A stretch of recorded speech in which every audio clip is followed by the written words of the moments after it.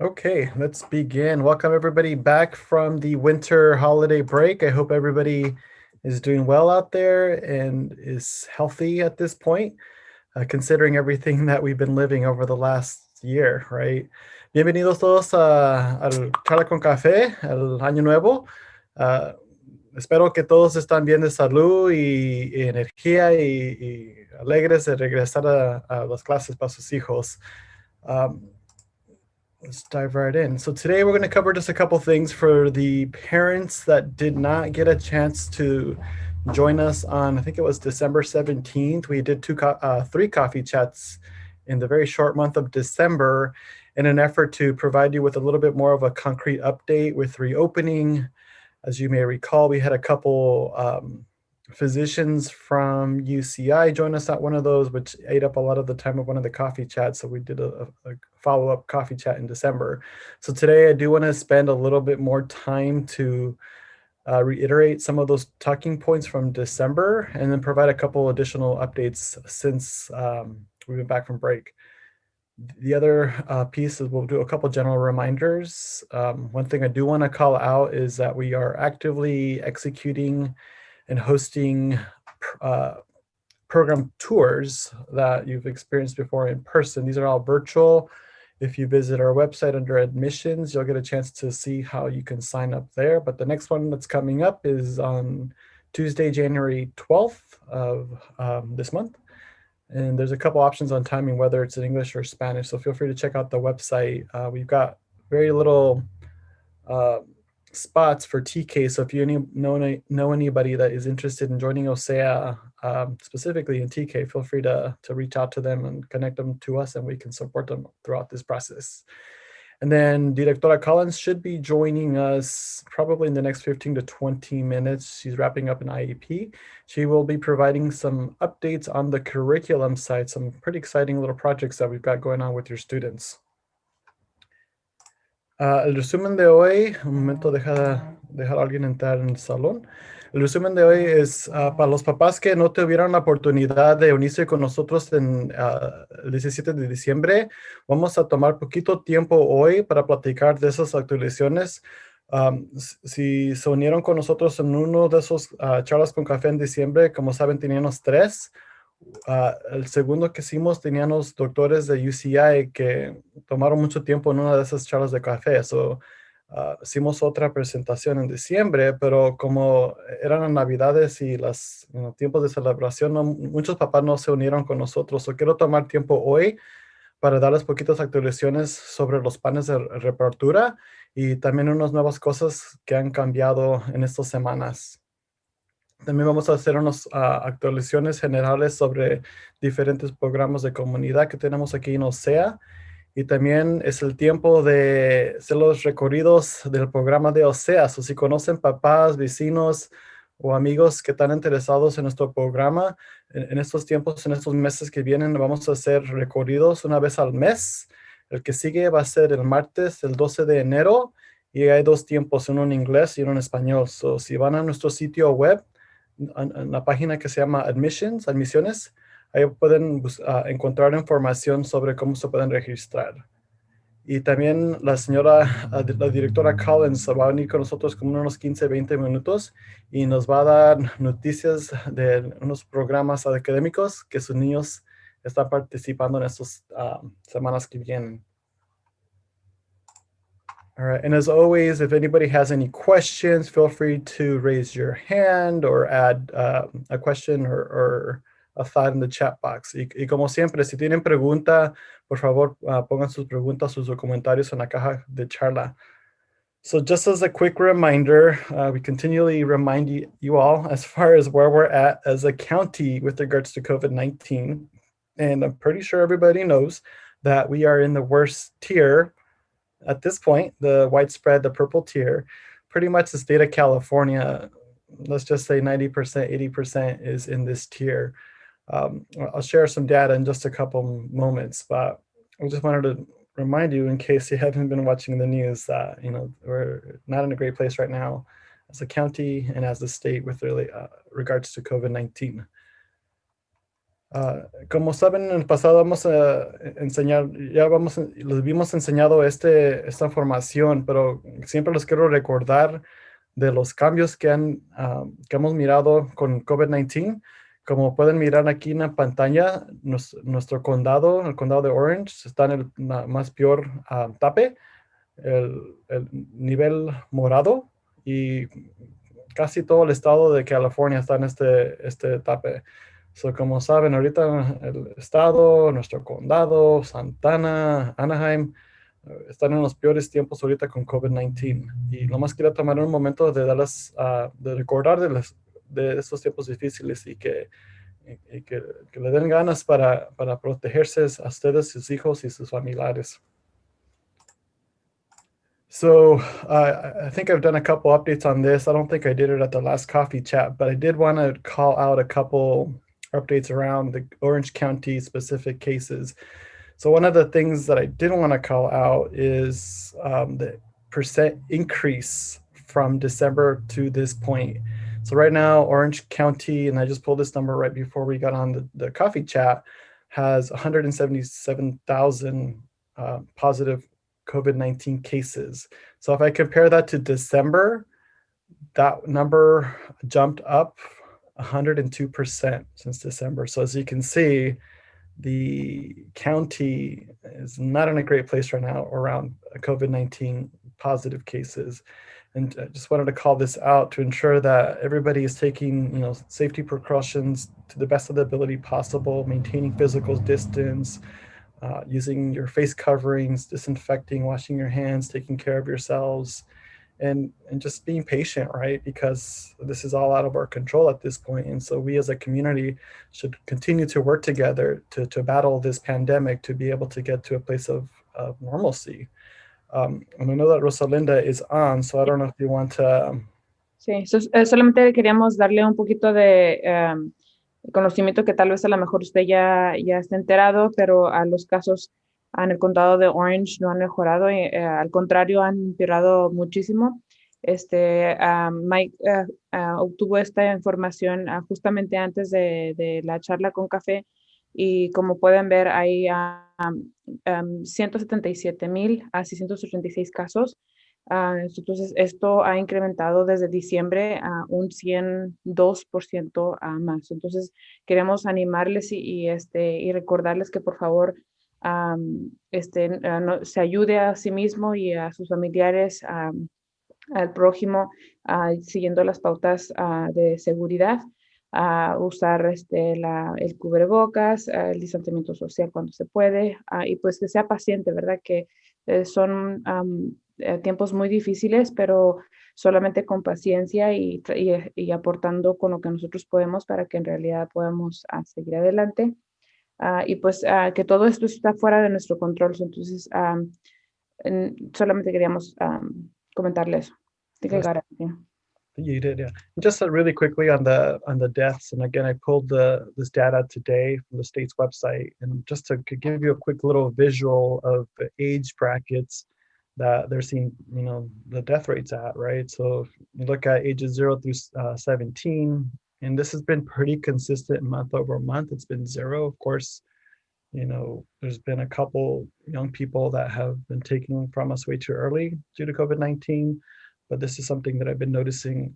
But again, we here in Southern California have multi-generational homes, right? So that's the fear that we have with reopening the facilities, right? You're looking at, this bracket here of 65 or older. 75% of the deaths correlate to the age bracket and above. Y otra cosa que queríamos apuntar es de que desafortunadamente las muertes aquí en el condado de Orange, como pueden ver, en 1943, pero también quería apuntarle a las edades. Entonces, de 0 a 17 he monitoreado y he visto que ha habido 0%, entonces es algo bueno, pero como sabemos, aquí en Santa Ana o en el sureste de Santa Ana de California, muchos vivimos con otras generaciones, ¿verdad? Con los abuelos, con otros familiares que entonces ellos están en un riesgo más altos. Entonces, por eso estamos un poquito hesitantes en la reapertura. Okay, let me just clear all my chicken scratch here and move on to the next slide. Okay, and I know there's a couple of parents that were on the December 17th call, but this part here will be a reminder, but for the parents that weren't able to join us, I did want to take a moment to provide our parent community kind of a perspective as to what we're doing here as administrators at OCEAA to ensure that we are hearing the latest and greatest with regards to best practices, what to prepare for, expectations, how we can support our students, our parents, our staff. And so we have reached out to these organizations featured here on the screen, which I'll talk a little bit about more in just a slide or two, as far as the type of work that we're doing with each organization.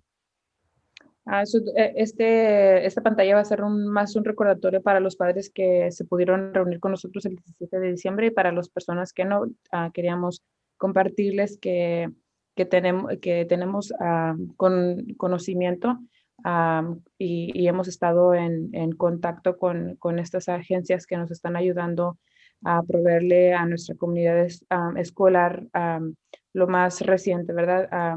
Obviamente que es difícil mantenernos súper actualizados porque las cosas van cambiando constantemente, pero como siempre queremos proveerle la información actual al personal, a nuestra comunidad de padres y a nuestros estudiantes. Yes. All right, moving on. So let's take a deep dive on to some of the work with Orange County Department of Education and Orange County Healthcare Agency. So one of the things I've tried to stay on top of is any community forums, any virtual community forums that the Orange County Healthcare Agency and Orange County Department of Education have been conducting to ensure that we're hearing the latest and greatest as far as this pandemic is concerned with regards to how it impacts schools.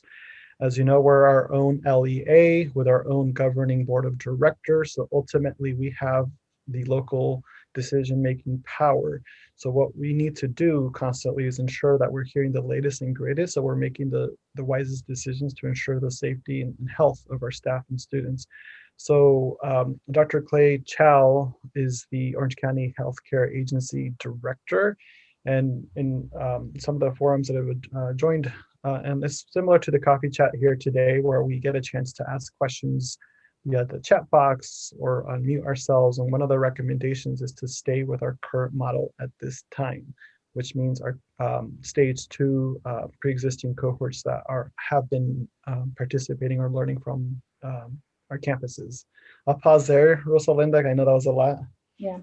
Una de las cosas que queremos subrayar o volver a recalcar es de que estamos tratando de mantenernos nuevamente en alcance con expertos de salud. Como ustedes saben, somos nuestro propio distrito, nuestra propia identidad. Entonces, es nuestro deber de mantenernos actualizados para tomar las mejores decisiones base a los tiempos actuales. Y una de las cosas que yo he tratado, o sea, Mike ha tratado de hacer es de mantenerse actualizado con estas personas como el doctor Clayton Chow, que es director de la agencia de OCEAA. Y él actualmente recomienda que las escuelas permanezcan en el modelo actual. So it's after September 22nd, if you probably recall, schools in Orange County were deemed safe to reopen. So we had to open up our cohorts on October 12th. And therefore, once Orange County went back into the purple tier, schools that had already partially reopened were not expected to close, which is why we were continuing our cohorts. So I just wanted to throw that out there as a reminder. The other piece with that actually is the next step in our reopening vision stage plan being adding additional students to our pre-existing cohorts. And so the Orange County Healthcare Agency this week, and even right before the break, had been trying to figure out and provide schools with the protocols for the review and approval of adding or phased reopening for schools. That has not been done yet. The California Department of Health is basically developing those procedures that will be rolled out to all the counties in the state of California so that they all follow the same expectations. So we are basically a standby to get those expectations so we can start developing our plans to invite additional students on campus. Ay, párame. Y lo que le sigues. Solamente queríamos dar un poquito de resumen de lo que ha pasado anteriormente. Como ustedes saben, en septiembre fue cuando en las escuelas del condado de Orange se les dio como la luz verde para que empezaran a tener algún tipo de reapertura.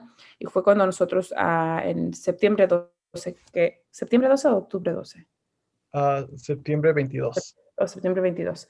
Y nosotros en octubre 12, nosotros fue cuando empezamos a repartir con un grupo pequeño que, como ustedes conocen, son los cohortes, que era para los estudiantes que eran prioritarios por necesidades de acceso al programa.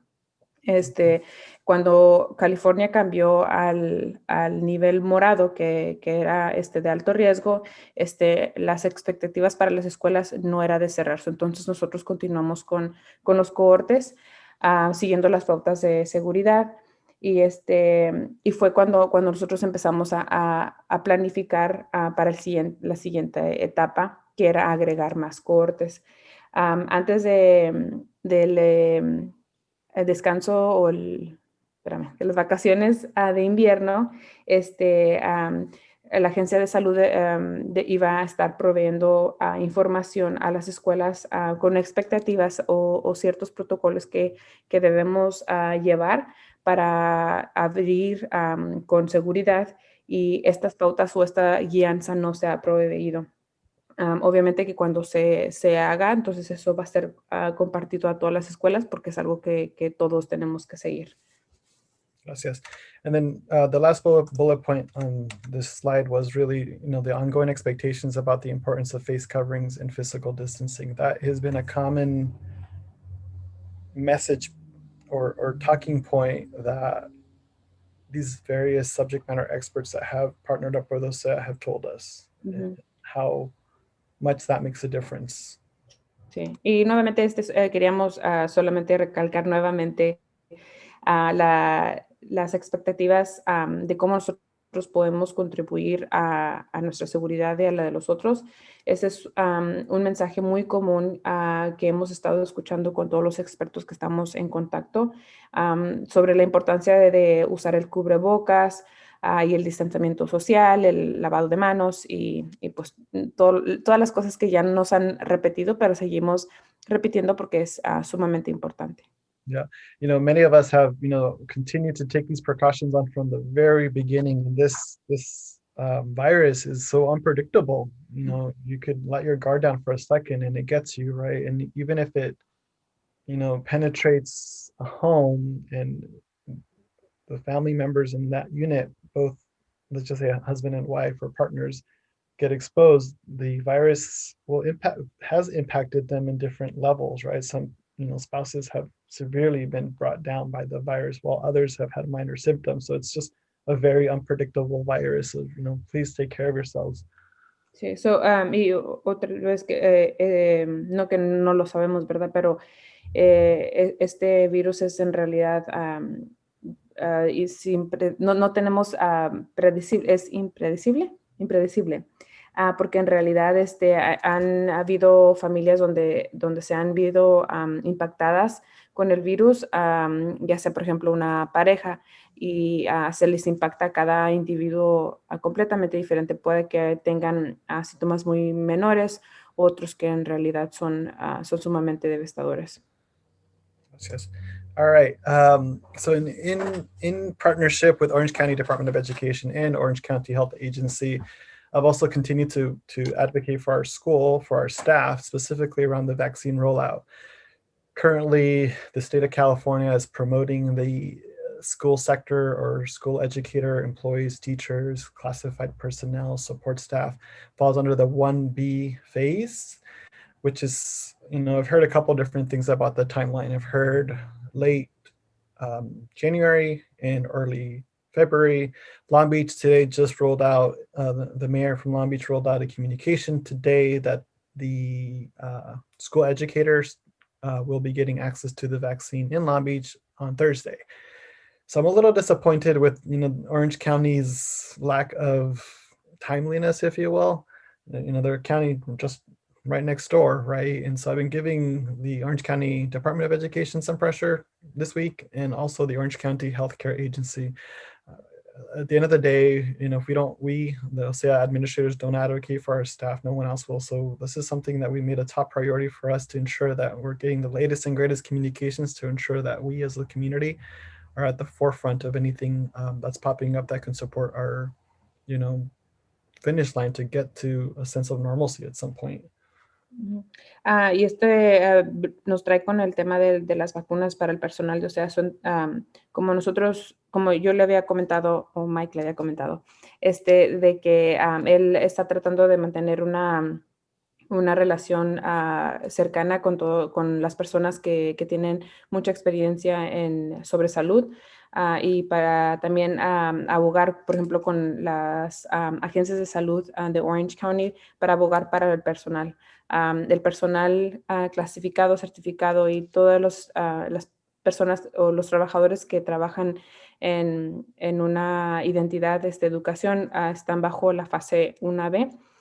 Que es la siguiente al nivel de vacunas. Hemos escuchado diferentes fechas de entrega. He escuchado enero, febrero. Hoy me enteré que Long Beach, las escuelas de Long Beach van a estar dando las vacunas a su personal el jueves. Estoy un poco desilusionado de que nosotros no estamos en eso. Es por eso que Mike, está tratando de mantener esa relación para darles un poquito de presión para que también nosotros seamos los siguientes. Gracias. Okay, so just a little bit about the work that we've been doing and have done with UCI Health, the hospital over off the 57 and over in the city of Orange. I forget what the cross freeway is, but the 5, there it is. And then Chalk Children's Hospital. If you didn't attend the last coffee chat, we've had both of these organizations partner up with us in a couple of different ways.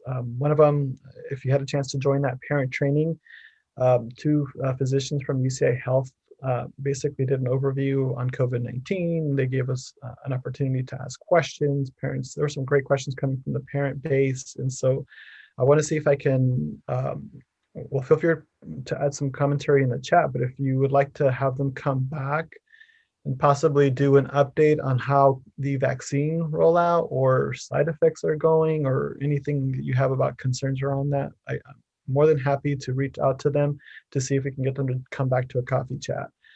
So that's UCI Health. And then we've also partnered up with Chalk Children's Hospital where they did online trainings for our administrator crew because we've basically meet on a weekly basis as administrators, and each of us are basically tasked with a different aspect of the organization, whether it's just general operating, the cohort management, facilities management, you name it.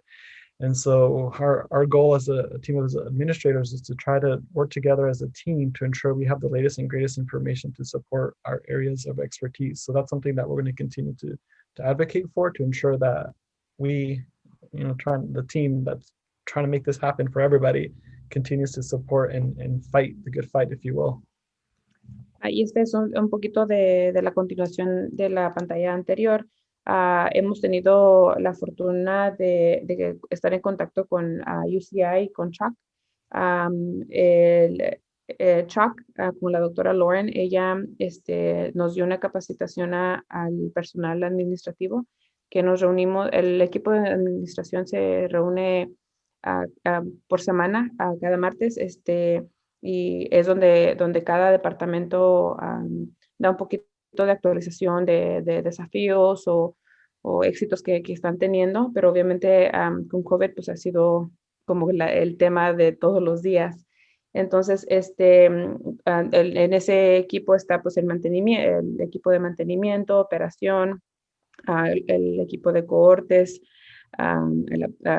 que es el apoyo estudiantil, el académico y el resto de contabilidad y todo eso. Entonces, ellos nos provieron una capacitación, y también el UCI tuvimos a dos doctores que vinieron a darnos un poquito de información sobre el virus y estuvieron con nosotros en la charla con café, dándoles la información y también dando la oportunidad de que los padres hicieran preguntas. Me gustaría saber si ustedes están interesados de que regresen, tal vez pueden regresar a darnos un poquito más de información o una actualización de en dónde estamos, o igual también un poquito más de información sobre las vacunas, tal vez los efectos secundarios, o en fin, otra cosa que si ustedes necesiten o quieran saber. Entonces, si pueden, por favor, ponerlo en la caja de comentarios. Y pues nuevamente todo eso lo estamos haciendo porque somos nuestra propia identidad y nosotros estamos tratando de dar lo mejor para el personal y para el estudiante y ustedes como comunidad. Gracias. All right, moving on. Oh, I'm sorry, we had that in Spanish. All right, you guys have, I'm sure, probably have dreams about this beautiful flow chart on our four-step stage plan to reopening fully as we knew it pre-pandemic. Obviously, we've overcome two stages, and again, if you get a chance, you're talking to some of our administrator team members, thank them for their work. Every step of the way since March 13th has been challenging, but the team has continued to problem solve and persevere and communicate effectively throughout this process to get us to January 2021, which is unbelievable. It flew by pretty quickly, right? But it was painful along the way, but we still have a ways to go. So feel free to cheer on our team. So right now we're at stage 3, which is what we discussed about this stage earlier with regards to our hands being tied by the California Department of Health with the cohort expansion. This is where we would have loved to gotten to a point where we had up to 50% of our student population learning in our facilities. So right now, we're basically just waiting for the state of California to provide us with some protocols and expectations around what to expect for adding additional students to our building. Step number 4, of course, once we get to the place where we have some sense of herd immunity through the vaccine, where we can invite 100% of the students back on campus. Of course, there's no timeline for this because we have no idea how the vaccine rollout is going to go. We know that it's really slow at this point. They had a vision of getting 20 million vaccines out by the end of 2020. They're probably at, let's just say, close to 5 million at this point. I'm rounding up from the last number I heard. So I don't want to make any promises as to what next school year is going to look like, but just know that that's something that we're looking at. And then obviously ultimately getting to 100% in learning instruction in our facilities with no restrictions on health and safety. One thing I do want to add here, we have continued to work on our facilities just because we know that air quality is a major concern for our staff and our parents for their students. So over the break, we did install an additional 3 HVAC units at our main building to ensure that we could do everything we can to have the best air quality in the facilities. The prior year, we had updated 4 units. So at this point, we have 7 brand new HVAC units at the main building. We're also looking at some new technology that also helps disinfect facilities as well. Rosalinda? Yes. So yo creo que para este entonces tal vez ya sueña esta imagen, ¿verdad? Pero como ustedes saben, ya hemos sobrellevado 2 etapas, la de agosto y la de 12 de octubre. Si tiene oportunidad de cuando vea a alguien del equipo de administración, si te puede dar un high five. En realidad que cada paso ha sido con mucho desafío, con mucho arduo trabajo y un poco doloroso, pero ahí vamos poco a poquito. Ha sido sin parar desde el 13 de marzo, lo tenemos tan presente. Y en realidad, pues hemos tenido que aprender a cómo ir resolviendo los problemas así como van llegando, como vienen. Como ustedes, como comenté en algunas pantallas anteriores, para el 2021 estamos un poco con manos atadas. porque estamos esperando el Departamento de Salud que nos provee con expectativas, protocolos al Estado para poder ampliar a más cohortes, que era lo que nosotros queríamos hacer entrando al año. Y pues obviamente ya los dos que siguen después de que vengan las vacunas, tal vez podamos invitar al resto de los alumnos para tener el 100%. Obviamente no sabemos cuándo vaya a suceder eso porque tenían un estimado tenían una meta de tener como entre 20 millones de vacunas ya concluidas para el fin del 2020 y estoy estimando, ¿verdad? Pero creo que vamos como a 5 millones. Entonces, no sabemos qué es lo que nos espera el próximo año escolar, pero nos seguimos actualizando. Y mencionaste que durante el tiempo, durante las vacaciones de invierno, tuvimos oportunidad de mejorar la instalación en reemplazar 3 unidades para mejorar la calidad de aire. Como ustedes saben, esa es una de las prioridades que nosotros queremos asegurarnos de que tengamos, que estamos usando los fondos que se nos está proveyendo para mejorar las instalaciones para los estudiantes, el personal y pues obviamente con la comunidad estudiantil. También quisiera mencionar que 4 unidades fueron reemplazadas el año pasado. Creo que fue todo. Y que estamos trabajando para obtener más tecnología para seguir sanitizando la instalación. Gracias. Okay, I think we talked about this a few times already in December, but I'm going to quickly just go through this. And I'm going to skip the top section. I'm just going to talk a little bit about the percentage of students that or parents have indicated that they would like their students to be on campus for in-campus learning.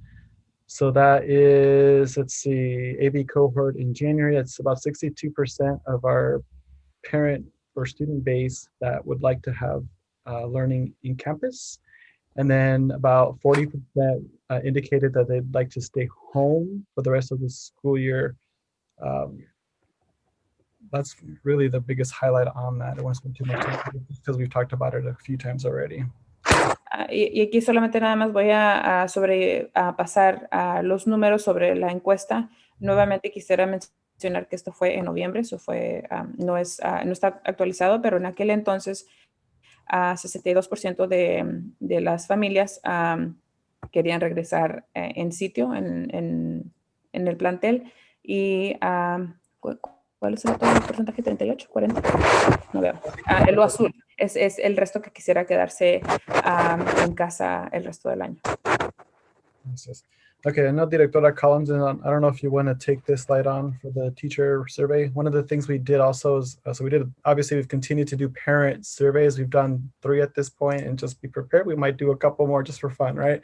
We always love hearing from your perspective as a community. But one of the other things in trying to develop different offerings for on-campus learning, or learning from the building here at OCEAA. We've also surveyed our teacher base to see what they could provide with regards to helping us develop some ideas as to how we can make that come to life. And so with that, Directora Collins, I don't know if you want to give a little bit of detail to this. Y pues hablando otra vez de la encuesta de padres, tal vez vayamos a mandar otros para mantener la información actualizada. Entonces, con esto, también, aparte de la encuesta de los padres, también hicimos una encuesta al personal y vamos a hablar un poquito de ello. Sure. Good afternoon, everybody. Buenas tardes a todos. I hope that your students had a good first day yesterday, and we're happy to continue with instruction. Espero que esos estudiantes tendrán un buen primer día y estamos felices de continuar con la instrucción. Let's see. So for the teacher survey, as Mike said, we wanted to get a pulse of our staff in addition to our parents. And so we just put together a survey to cover the main areas of their own general safety and well-being. How are they doing? What their thoughts are on designing how the cohorts might look when we come back to school, and how we might be able to navigate both students who would be staying at home and students who would be returning to school, and gauge, at least at that point in time, the overall comfort that teachers had with returning to school. And the idea here also was for us to be able to get some insight into what barriers there were, or what other things might be done to make sure that we could make our students, our teachers, as many teachers as possible feel satisfactorily comfortable that they would want to resume in-person instruction. Okay. So, así como hicimos una encuesta de los padres, quisimos mandarlo también a los maestros para obtener un poco del pulso de cómo se sentían ellos al regresar. Obviamente tienen los mismos inquietudes que ustedes, y aparte también tendríamos que planificar el diseño del programa y cómo se navegaría el mantener a ambos, tanto como en el plantel y de casa. Y pues también para darnos una idea de los desafíos o barreras, creo que es barreras, que podríamos encontrar. Obviamente todo eso también es porque queremos nosotros saber que queremos, si tenemos algún tipo de reapertura, que también tengamos satisfactoriamente tengamos éxito en cualquier programa que decidamos. Gracias, Rosalinda. That's a lot to unpack, and we got a couple more slides on this topic, but just as a quick reminder about the on-site offering and the expectations around that, I think there's this perception out there to some parents about coming back to in-building learning being kind of status quo, getting access to the cafeteria, the playground, water fountains, things like that. And so we just wanted to share some images of what the current cohorts look like. As you can see, each of the students is in their own little zone, if you will, 6 feet apart from their colleague, and they're wrapped around plexi, essentially, right? Learning from their Chromebook or iPad from their desk. We've got sanitation stations scattered throughout the facilities, or restrictions on the facilities, things like that. Here's some images. Obviously, you've seen the facilities here at OCEAA, but the playground essentially is closed to students. From time to time, the cohort leads, and Señorita Miriam, that's on, does bring them out to get fresh air for a little while, but it's not what they've experienced pre-pandemic. The cafeteria is completely closed. The water fountains are closed. The library is closed. The dance room is closed, right? And so we just wanted to take a moment to remind folks out there about coming back in campus, or for in-campus learning. And to add to that, Mike, I think just to clarify that's largely what it looks like, whether they're with teachers or whether they're with cohort supervisors, as they are now. Correct, yeah. Rosalinda? Yeah. Ok, so entonces estas imágenes solamente nosotros se las compartimos solamente para que tengan un visual para cómo son las expectativas en el plantel. Muchas personas o padres piensan que estando de vuelta en el plantel es como status quo, que está igual que antes, que tienen acceso a todas las áreas que tenían antes, como el patio de recreo, las fuentes de agua, el comedor. So obviamente que todas esas cosas han tenido que ser modificadas para seguir nosotros con los protocolos que se han dado locales y estatales. Entonces, estas son solamente imágenes para que ustedes vean y que esa es la manera que sería si en caso tenemos estudiantes en el plantel, ya sea con maestras o con maestros auxiliares. Okay, gracias. All right, so last slide on this section. So just a quick recap on next steps. So pre-existing cohorts, we're anticipating that they will be returning to campus on Wednesday, January 20th. Is that Wednesday? Yes, it is. Initially, they were supposed to come back on the 11th, but due to the current climate and some internal challenges. We will be starting on January 20th, which is a Wednesday. We're also going to continue to check in with the California Department of Health and Orange County Healthcare Agency to understand their expectations for the expansion of priority cohorts as soon as possible. And so we'll have to go through a review and approval process with them, but just know that we're continuing to stay abreast of that information and expectations. And once we get access to that, we will continue to update those parents that are on that second phase of priority cohorts. Let's see. So, Director Collins, you want to talk about this third point with trimester 3 for kind of the next step? Sure. So hopefully we will be able to meet whatever requirements are necessary for a review to open in a much more robust way for more students on campus. There's been a lot, you might have heard a lot of talk from Governor Newsom some time over the break, emphasizing in particular a return for our youngest students to school. So what we would need to do is kind of go through another round of confirmation. So from the survey data, reach back out to parents who had expressed an interest in having their students return to school, confirm whether that's still something that they would like to do. We'll need to figure out what really is going to be the max capacity based on being able to serve students on campus with teachers and have instruction available so that students can stay at home and receive instruction from teachers. So those numbers will still need to be finalized so that we can then finalize participation of students and onboard students and parents to that program in its final design.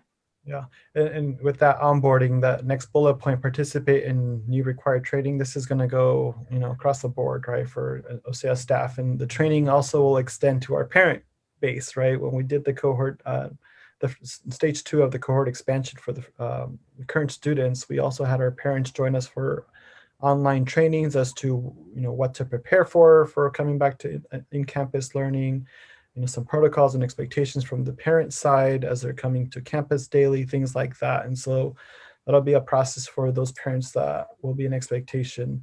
One of the things we'll continue to do is refine our mitigation procedures, protocols, and communications to ensure that our staff, our parents are getting timely communications on any challenges that we face as a school, ensuring that we have the latest and greatest expectations from the various county health offices, whether it's here in Orange County or the state of California, with regards to reopening or inviting additional students in campus. And then as far as the ongoing decision-making process, our admin team, like I mentioned earlier, meets weekly. So we formulate plans and recommendations, which we set forth to our board of directors here at OCEAA. And so we've got a meeting next Wednesday at 7 p.m. It's open to the public. Feel free to join us if you've got any public comments you'd like to address there. And we will be providing them with an update, which will be similar to this coffee chat presentation. One of the things we try to do is have consistent messaging and updates to all our different community bases, such as FSO, coffee chat forum, board meetings, things like that. And then in February, we'll provide them with essentially I'm going to use air quotes, final recommendation for next steps. But as you know, this entire time, we've had to continue to be flexible and compassionate and adaptable because, information changes on a daily basis, on an hourly basis sometimes. So, one of the things we prepare for is that. Rosalinda? ¿De dónde empiezo? ¿No? Pues, si quieres, yo empiezo de arriba un poquito. Deja nada más, empiezo y luego ya, si en todo caso se me olvidó algo, me dices. Okay. Se le comunica a que tenemos el regreso de los estudiantes, los cohortes que actualmente están asistiendo, va a ser para el 20 de enero. Previamente lo teníamos para el 11 de enero como regreso, pero debido a desafíos de personal y internos, hemos cambiado la fecha para el 20 de enero. Nuevamente, y lo platicamos hace unos momentos de que seguimos en contacto con las agencias de salud del condado para que nos proveen con expectativas y protocolos para agregar a más cohortes. Estos son los cohortes que ya habíamos definido nosotros antes de las vacaciones de invierno, pero obviamente se puso en alto porque uno de los requisitos ahora es de que tenemos que tener aprobación. Entonces, tenemos que ir por el proceso a que nos lo aprueben. Y luego la señora Collins habló un poquito de que tenemos esperanza de que podamos ampliar los cohortes para darle esa oportunidad a esos estudiantes que están teniendo dificultad y poner mucho énfasis en los estudiantes pequeños, porque esos son los que están sufriendo un poquito más, ya que los estudiantes superiores pues son un poco más independientes y pueden trabajar solos, y los estudiantes chiquitos, como somos un programa de doble inmersión, necesitan esa práctica en español. ¿Qué más? ¿Qué más? Entonces, tal vez que vamos a tener que tomar nuevamente esa conexión con los padres para confirmar si aún esos padres que se habían identificado para la siguiente ola de padres que regresaran o los estudiantes que regresaran, queremos confirmar con ellos si aún están interesados a regresar. Y también configurar la capacidad en la instalación y con los maestros igual. ¿Qué más? También hablamos un poquito sobre la capacidad, el entrenamiento que sería requerido que los padres, el personal, todos asistan, porque es importante saber cuáles son las expectativas en el plantel y también para mantenernos seguros. ¿Olvidé algo? ¿Quieres hablar un poquito más tú de los últimos dos, Mike? Sí, todo en este tiempo hemos tenido que poner procedimientos en el plantel de seguridad, y ese es un proceso que cambia, yo pienso, cada semana sobre las nuevas expectativas del Departamento de Salud de aquí del Condado de Orange o del Estado. Vamos a tener que seguir refinando nuestros procesos, procedimientos, protocolos, nuestros estilos de comunicación para asegurarnos que si algo pasa, si alguien se infecta aquí en la escuela con COVID, que tenemos los sistemas listos para activar cuando lo necesitamos. Y luego sobre el proceso de decisiones, como comentamos anterior, el equipo de administración se junta cada semana y planeamos y ponemos planes juntos y recomendaciones, porque el proceso de decisiones es que nuestra mesa directiva es el último grupo que hace la decisión final. Nosotros vamos a tener una junta el miércoles que viene a las 7 de la tarde sobre el Zoom, y está abierto al público. Si tiene preguntas o si quiere hacer comentarios, siempre tienen la oportunidad al principio de esa junta de tener un comentario para 3 minutos. Y en febrero, a ver cómo nos va, queremos presentar un plan más formal para cuando llega el trimestre 3, que es el 1 de marzo, para poder invitar más estudiantes en el edificio si el Estado y el Condado de Salud nos dan la oportunidad de hacer eso. Okay. Is there any I know that was a lot. I don't know if anybody has any questions. No sé yo sé que era mucha información. No sé si tienen preguntas por ahí. Solamente había un comentario. There was a comment of wanting to get more information about the vaccines. Por las vacunas. Okay, gracias, Olivia.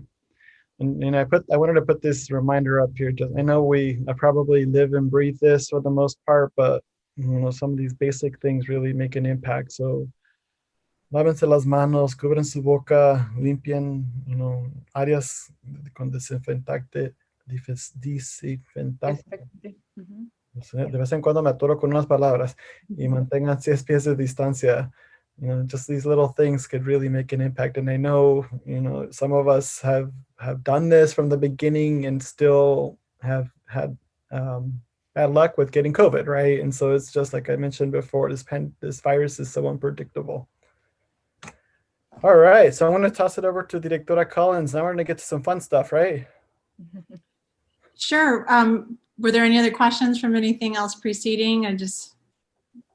Before we move on, seems like, yeah, you're right, Mike, this is a little bit lighter.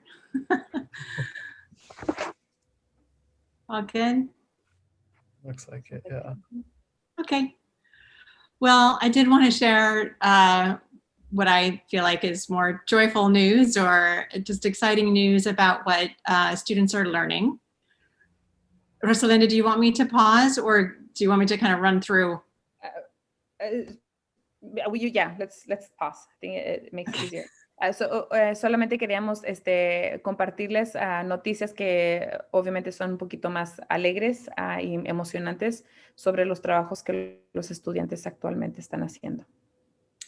So as you know, as part of our work with the organization EL Education, we have been over the last really 5 years, starting with the English Language Arts curriculum, making improvements to our program. So como usted sabe, estamos en compañerismo con el Network EL Education ya más o menos como 5 años y hemos estado queriendo embellecer nuestro proceso estudiantil. And that work really includes kind of 3 areas. It includes working on students' character, as well as developing their mastery of knowledge and skills, and their ability to produce high-quality student work. Y esto se enfoca en 3 áreas. ¿Cuáles son las áreas, perdón? They're on the rings: character, mastery of knowledge and skills, and high-quality student work. Sí, entonces las 3 áreas es el personaje, trabajo estudiantil de alta calidad y capacitarlos en diferentes conocimientos y habilidades. So for character, really our main work this year has been having that commitment to crew time with our students. So you hopefully are seeing your students build strong relationships with their teachers and with their classmates, even though they're learning from home. Y en realidad el enfoque en el de personaje o carácter es teniendo ese tiempo de crew, que es la tripulación, y es fomentar relación fuerte con los maestros y con los estudiantes a pesar que están en distancia.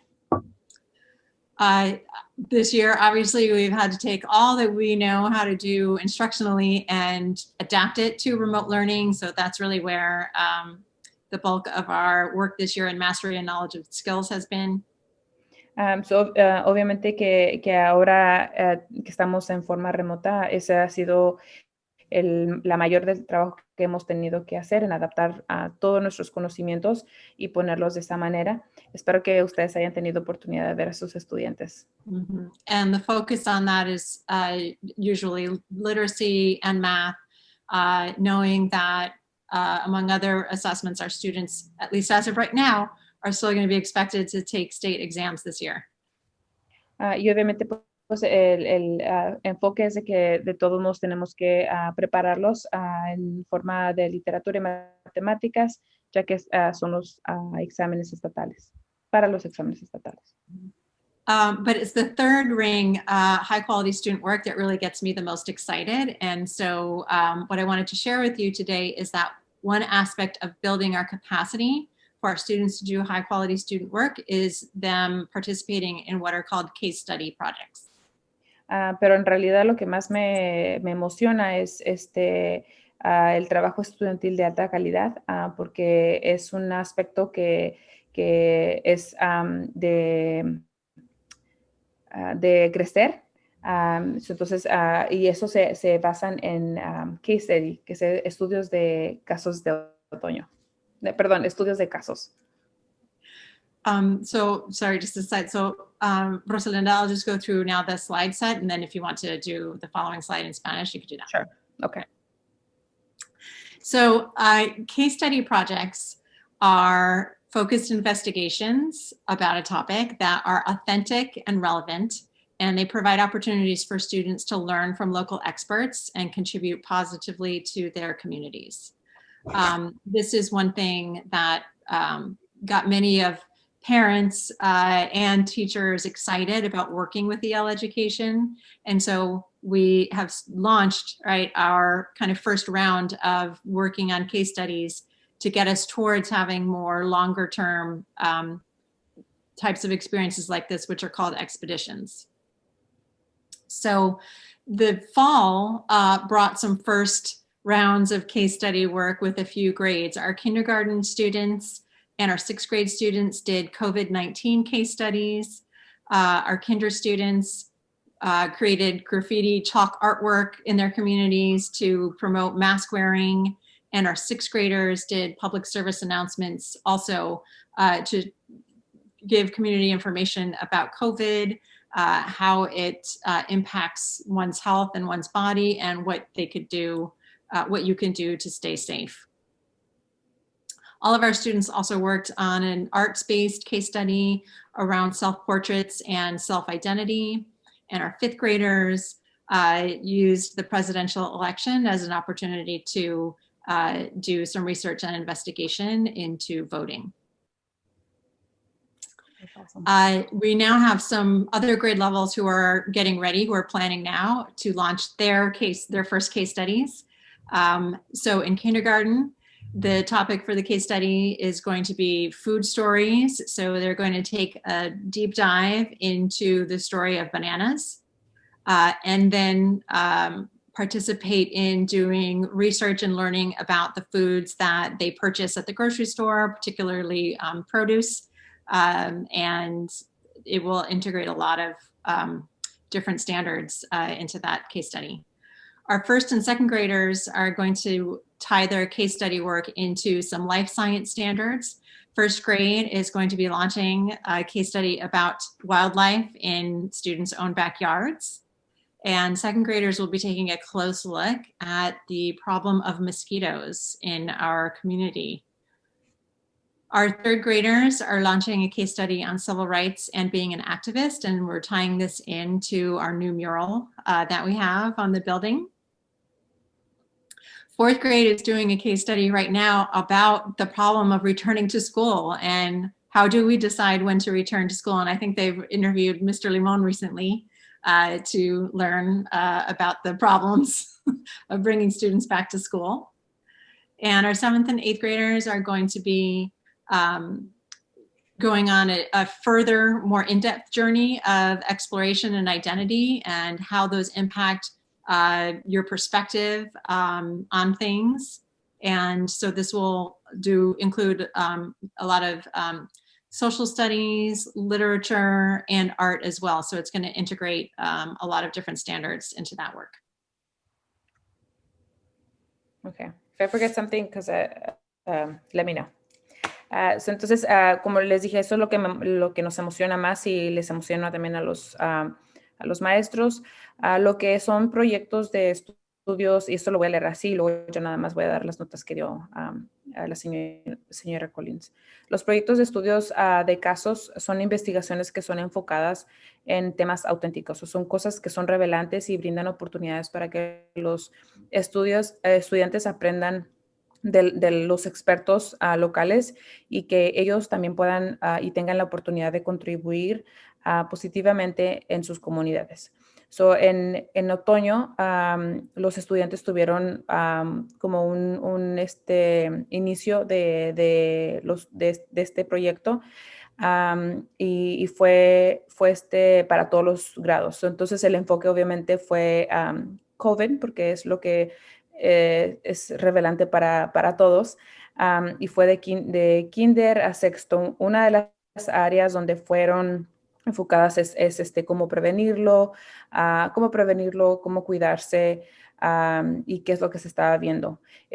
Para quinto grado empezaron y trabajaron sobre la elección presidencial del 2020. Y ahorita estamos en los casos de invierno, ¿verdad? Entonces, para TK y kinder, entonces están trabajando sobre las historias de los alimentos y en esto es donde ellos pueden ir a pequeñas excursiones para que ellos puedan hacer su investigación y ampliar su conocimiento. Entonces, como para ti, que cuando están estudiando como el plátano, el banana, están estudiando los vegetales, las frutas, cuando y si llegan a ir a las tiendas a comprar la comida fresca, ¿verdad? Primer grado y segundo grado se están enfocando en el sistema de vida de la ciencia, entonces están haciendo un poquito de excursiones de lo que ven en el patio trasero. O sea, entonces es donde ellos puedan conectar y hacer sus propias investigaciones. Segundo grado se está enfocando en la reducción de mosquitos, que vaya que hemos tenido varios estos tiempos. Tercer grado en derechos civiles y activismo. Y esto lo quisimos como conectar con el mural. A cuarto grado, los retos de regreso a clase, a la escuela. Entonces, esto también ha sido muy interesante porque tuvieron la oportunidad de entrevistar a Mike como experto local para ayudarnos a entender cuál es el procedimiento y los problemas que una escuela se enfrenta cuando está tratando de abrir otra vez sus puertas. Exploración adicional de identidad y la perspectiva y la representación. Esto lo está haciendo el grupo séptimo y octavo, y esto incluye las artes, historia, estudios sociales, algo que me haya faltado. No, ¿verdad? Okay. Okay, the last topic for today, and Flora, I don't know if you're still on, but I'd love to spotlight some of the work that you've been doing for OCEAA with the playground. I don't know if you're still on or not, but it would be nice to hear from you. But anyhow, so So the Orange County Soccer Club is actually adopting OCEAA as their nonprofit of the year, and so we will be working on a communication plan to get some information out to our community base as to what this is going to look like. But essentially, they're trying to develop a community initiative to have the community feel connected as a whole, especially during these tough times. It's been a little challenging to feel connected, right? And so they've adopted us. They have a local artist that created a design for t-shirts that they're going to be selling and promoting throughout Orange County. So lucky us, we get to be featured as their nonprofit of the year for Orange County. So that's pretty exciting. So more to come on that. Feel free to share with your friends and family members and have them buy a t-shirt or two. En eso solamente queríamos compartirles sobre el club de fútbol de Orange County que nos ha adoptado a nosotros como organización non-profit. Entonces ellos quieren hacer una iniciativa para ayudar a la comunidad a unirse como una entera. Entonces tuvieron a un diseñador que diseñó, va a diseñar una camiseta y va a ser vendida a la comunidad. Entonces, obviamente queremos animarlos a que se una al club y pues obviamente también nos ayude a nosotros.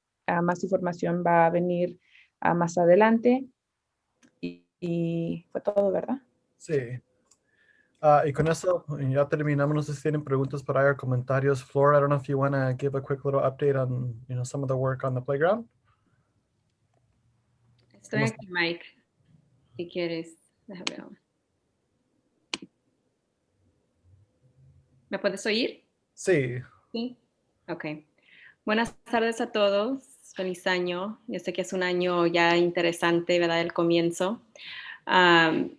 Y difícil para unas personas, pero quería darles una actualización sobre lo que está pasando con el patio de recreo. Y estamos trabajando en este momento con dos expertos de la Universidad de UCI. Una de las personas se llama Andrés Bustamante y la otra persona se llama Kreshnik, pero le gusta que le llamen Keiko.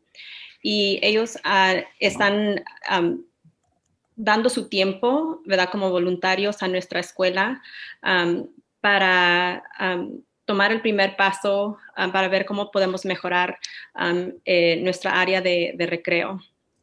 Y uno de los primeros pasos, ¿verdad?, que pensamos que era importante era recibir retroalimentación de nuestros estudiantes. Entonces, una encuesta fue mandada a los padres, creo que el 18 de diciembre, antes de, ¿verdad?, cuando terminamos ¿cómo se dice? Antes de las vacaciones. Y creo que, no sé si esa encuesta todavía está abierta, Mike. Creo que ayer fue el último día, ¿verdad? Que podían los padres ingresar a dar Sí, sus recomendaciones. sí, yo pienso que la señorita Finneran lo puso en el School Dojo también, Sí, yo pienso que no está cerrado todavía, si ok. quieren tener la oportunidad de poner su comentario sobre qué, qué quieren sus hijos ver en En el patio. patio de recreo, Ujú. tienen una más oportunidad. Ok, qué bueno. Entonces todavía hay oportunidad para eso. Y entonces yo tuve una conversación, por ejemplo, con mis chicas, súper interesante, ¿verdad? De lo que ellas piensan, cómo podemos mejorar, cómo actuar. Son dos preguntas, o sea, son dos preguntas súper simples. Y el segundo paso también es tomar el pulso de las maestras, ¿verdad? De las personas, cómo quieren usar ellas y ellos el patio de recreo también, pero como hubo esa encuesta antes, ¿verdad? No queríamos como darles muchas encuestas también al personal y a las maestras. Así que ese es el segundo paso. Después de que reclutemos toda esa información, entonces podemos presentarle esa información a los investigadores y a los expertos para tomar un paso, ¿verdad?, formal, hacer, ¿verdad?, una visualización y una visión para el patio, que también obviamente va a ser guiada por los padres. Así es que ahorita estamos allí. Hay fondos, ¿verdad, Mike? Si quieres, tú puedes hablar más sobre eso, pero uno de los fondos viene de las familias apoyando OCEAA, de FSO. Y Mike, tú puedes hablar de los otros fondos si quieres. Entonces, ¿quieres que lo repita en inglés o quieres tú compartir de los fondos? Rápido de los fondos, hay otros $6,500 también que recaudamos. 4,000 vino de la señorita que donó el dinero para el mural, y luego la Cámara Hispana del Estado de California también nos donó 1,500 también para hacer este proyecto. Es una buena oportunidad de preparar el, recreo, el patio de recreo, para prepararnos para el futuro cuando los podemos invitar para atrás. Sí, y pues obviamente, ¿verdad? Con eso del mural, hay más personas, ¿verdad?, que pueden contribuir al proyecto, así es que estamos emocionados, ¿verdad?, también a explorar esas opciones. So in English, I am working with Mike and some also FSO on kind of reimagining our playground area. And we're working with two experts. One of those experts, his name is Andres Bustamante, and the other research scientist, his name is Kreshnik, but he goes by Keiko. And they have volunteered their time essentially to help us kind of with the visioning process, providing resources on improving our playground. And we thought that the first right step was to get the actual feedback of our students and our young people. According to Mike, the survey is still open, and there's two simple questions essentially that you guide your students, your children. One of them is, how do you currently use the playground? What's your favorite activity? And then if you could change one thing, right? Like, how would you reimagine it? So they're super fun conversations.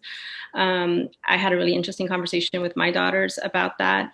And so the next step as well is to have some feedback from the teachers and the PE teachers as well.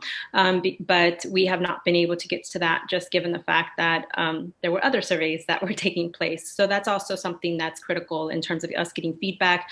We'll put that data together, present it to the research scientists, and then go from there to kind of to have a vision of what's coming next. And so on the funding side, there's money that's coming from FSO. And then Mike, you can share like on what you shared in Spanish as well. So that's where we are right now on the timeline on the playground. Awesome. And first, I want to say thank you, Flor, for your leadership on, trying to bring resources and opportunities to our school. And, the school doesn't belong to anybody. It belongs to the community. And so, thank you for your commitment there.